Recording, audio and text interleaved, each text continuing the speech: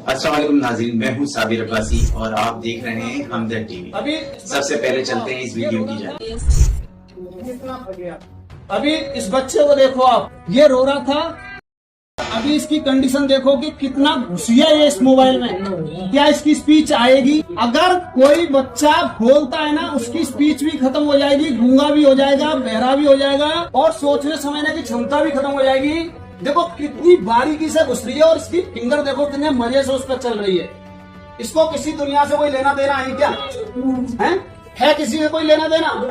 नहीं है। तो ये हालात है, इसका ब्रेन यही मैं इतनी तेजी से बोल रहा हूँ, तुम लोग खड़े इसके कान पे जू नहीं रहेगा, उसको कुछ पता ही नहीं है। तो ये मोबाइल है ना, मेंटली ब्रेन को हैंग भी करता है, सोचने समझने की क्षमता को भी खत्म करता है और अटेंशन और ये सब चीजें तो वैसे ही खत्म हो जाएगी। स्पीच जाएगी, वो अलग, बोलेगा नहीं। और मोबाइल चलाते समय बच्चा बिल्कुल नहीं बोलेगा, आप चिल्लाते रहना, चीखते रहना, बिल्कुल सुनेगा ही नहीं। तो अगर आप अपने बच्चों को मोबाइल से दूर रख लो, ये अपने बच्चों के लिए आप बहुत बड़ी प्रॉपर्टी इकट्ठी करके जा रहे हो।